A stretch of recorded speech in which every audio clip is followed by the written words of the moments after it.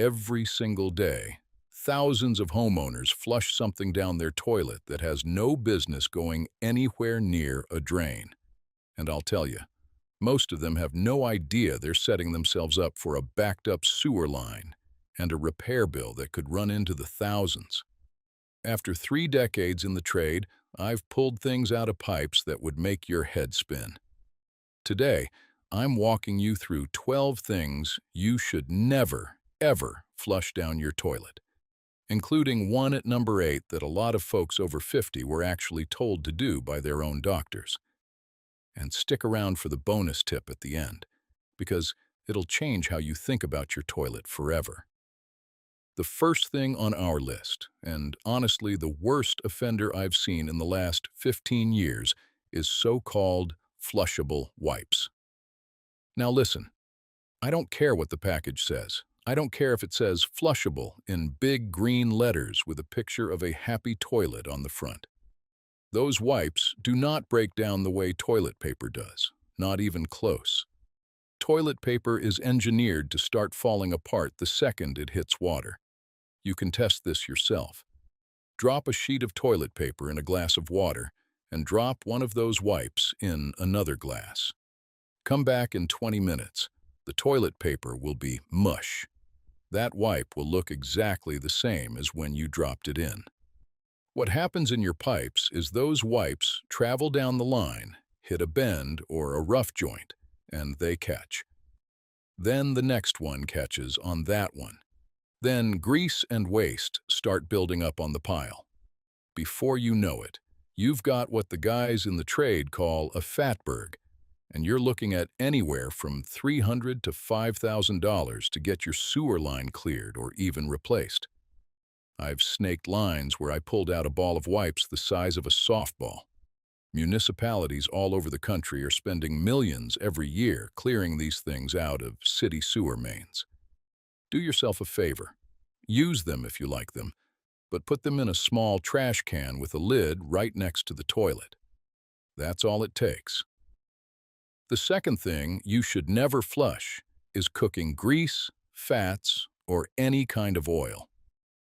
Now, you might be thinking, who flushes grease down the toilet? You'd be surprised. I've talked to homeowners who pour their bacon grease or fryer oil right into the bowl because they don't want to pour it down the kitchen sink. They figure the toilet has a bigger drain, so it can handle it. Here's the thing. That grease is liquid when it's hot. But the second it hits the cooler water in your drain line, it starts to solidify. It coats the inside of your pipes like candle wax. Over time, that buildup narrows the pipe diameter, and now everything else you flush has a harder time getting through. Eventually, you get a full blockage, and it's usually not right at the toilet. It's 10, 20, 30 feet down the line where you can't reach it without professional equipment. The right way to handle cooking grease is to let it cool down in the pan. Pour it into an old can or a jar, and throw it in the trash. Simple as that. The third thing that should never go in your toilet is cotton swabs and cotton balls. I know they're small. I know it feels like they should just wash right through. But cotton does not dissolve in water. It absorbs water.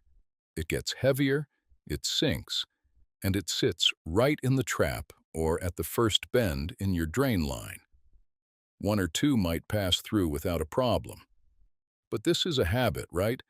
People toss a cotton ball in every day after cleaning their face, or flick a cotton swab in after cleaning their ears, and after a few months, you've got a soggy clump of cotton sitting in your pipe, acting like a net, catching everything else that flows past it. I've pulled clogs out of 3-inch drain lines that were nothing but cotton and hair matted together like felt. Toss them in the trash. Every time. By the way, if you're finding this advice helpful, do me a small favor and hit that subscribe button down below. I put out new videos like this one every week, walking you through repairs that'll save you a small fortune in plumber bills. Subscribing is free, and it's the best way to make sure you don't miss the next one. All right, let's continue. The fourth thing you should never flush is paper towels or facial tissues. This is one of the most common mistakes I see, and I understand why people make it. Paper towels are paper. Tissues are paper. Toilet paper is paper. They all feel pretty much the same in your hand, but they are not the same product. Toilet paper is designed with short fibers that break apart quickly in water. Paper towels are designed to do the exact opposite. They're made to stay strong when wet. That's their whole purpose. So when you flush a paper towel, it holds together all the way down your drain line, and it can lodge at a fitting, a bend, or a transition point and start a clog. Facial tissues are a little better than paper towels, but they still don't dissolve nearly fast enough. If you run out of toilet paper, I get it, things happen. But make it a temporary fix, not a habit. And if you do use a paper towel in a pinch, throw it in the trash instead of the bowl.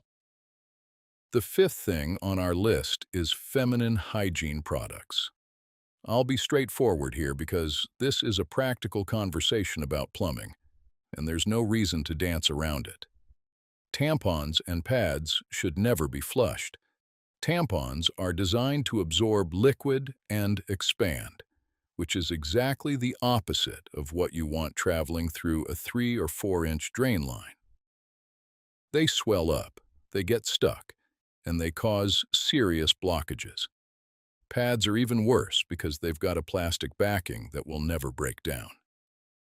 I've worked on older homes where the homeowner had been flushing these products for years, and by the time they called me, the main line was so restricted that nothing was draining properly.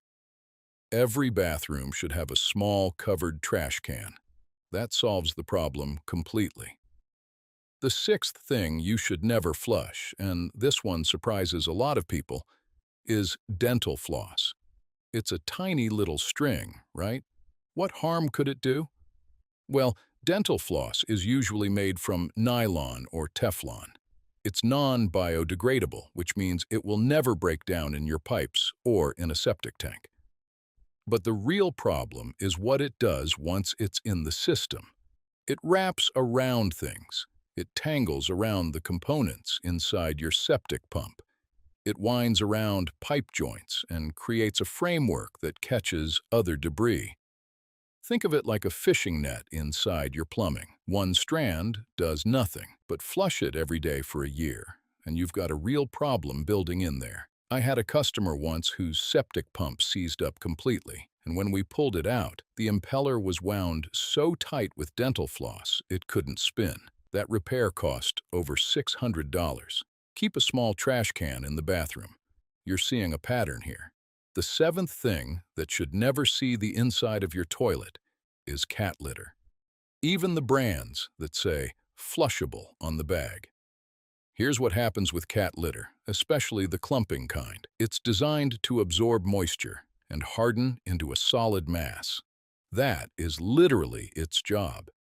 So when you dump it into a toilet full of water, it does exactly what it's made to do. It clumps up, it hardens, and now you've got what amounts to a chunk of cement sitting in your drain line. Even the non-clumping varieties create sediment that settles in your pipes over time. And if you're on a septic system, flushing cat litter can be an absolute disaster. It fills the tank with inorganic material that doesn't break down, and it can clog the leach field. Bag it up and put it in the trash. That's the only safe way to handle it. Now, the eighth thing on our list is one that I think is really important, especially for folks in our age group, and that's medications and pills. For decades, people were told by their doctors, their pharmacists, even by some government agencies, to flush expired or unused medications down the toilet. The thinking was that it kept them out of the wrong hands and out of landfills, and I'll tell you, that advice made sense at the time, but we know better now. When you flush medications, they pass right through the water treatment process and end up in rivers, lakes, and groundwater. Studies have found trace amounts of everything from blood pressure medication to antibiotics in municipal water supplies. Some of those chemicals affect fish and wildlife in ways we're still studying. Now, flushing pills won't clog your pipes. This one's not about your plumbing. It's about the water supply we all share. The right way to dispose of medications is to take them to a drug take-back program. Most pharmacies and police stations have drop-off boxes. If you don't have one nearby, the FDA says you can mix the pills with coffee grounds or cat litter in a sealed bag and throw them in the household trash, but don't flush them. The ninth thing you should never flush is hair. Whether it's from a hairbrush, a comb, or that clump you pull out of the shower drain, hair does not belong in the toilet. It seems harmless because it's thin and light, but hair never dissolves. It tangles and clumps and forms what I call a net effect inside your drain line. That net catches everything else that flows past it. Grease, wipe fragments, soap residue, all of it sticks to that hair clump, and the blockage grows over time. I've seen 3-inch drain lines completely blocked by nothing more than accumulated hair and soap buildup. The fix is easy. When you clean your brush or comb, pull the hair out and drop it in the trash can. Same with any hair you collect from the shower drain. Takes 2 seconds. The 10th thing on our list is Band-Aids and adhesive strips. These are small, I know, and it's tempting to just flick them into the bowl and flush. But most bandages are made with a plastic backing that is completely non-biodegradable. They will not break down in water, not in your pipes, not in your septic tank, not in the sewer system. What they will do is stick.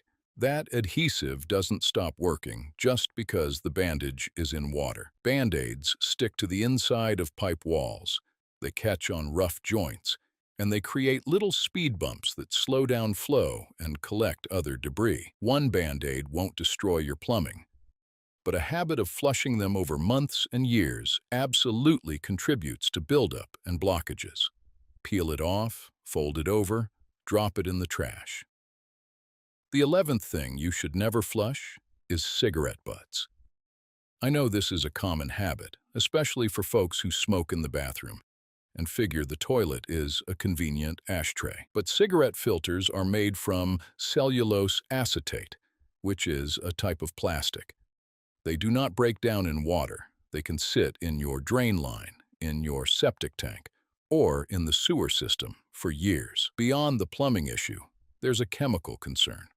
A single cigarette butt contains nicotine, arsenic, LED, and dozens of other toxic chemicals. When you flush it, all of those chemicals leach into the water. It's bad for your plumbing, and it's bad for the water supply.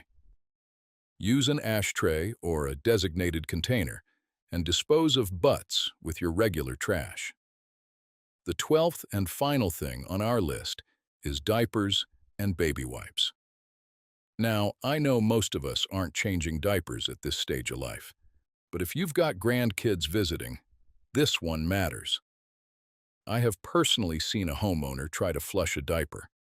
I don't know what they were thinking, but I know what happened next. That diaper expanded like a balloon inside the drain, and nothing was going anywhere until I got there with a snake and a lot of patience. Diapers are designed to absorb and hold liquid. They will swell to many times their original size inside a pipe. Baby wipes have the exact same problem as those so-called flushable wipes we talked about at the beginning. They don't break down. They clog lines. If you've got little ones in the house, keep a diaper pail or a lined trash can in the bathroom. It's the only safe option. All right, now for the bonus tip I've been holding on to. And this one is worth remembering. If you ever want to test whether something is safe to flush, here's a simple trick the old-timers used to swear by. Take a clear glass or a mason jar, fill it about 3/4 full with water, and drop the item in. Give it a gentle swirl, like you're stirring a cup of coffee. Then set it down and wait 30 minutes. If that item has started to break apart and looks like it's dissolving into the water, it's probably safe for your plumbing. If it looks the same as when you dropped it in, it has no business going down your toilet. I use this test to this day.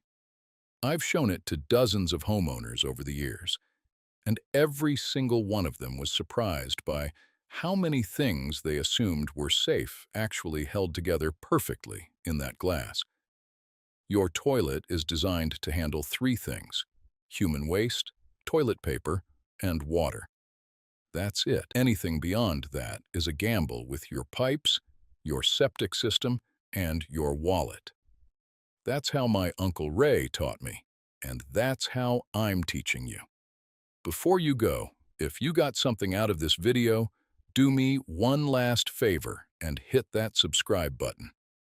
I put out new videos every week covering real-world plumbing repairs, money-saving tips, and the kind of know-how that takes years to pick up on the job. Subscribing costs you nothing, and it makes sure these videos show up in your feed when you need them. Thanks for watching, and I'll see you in the next one.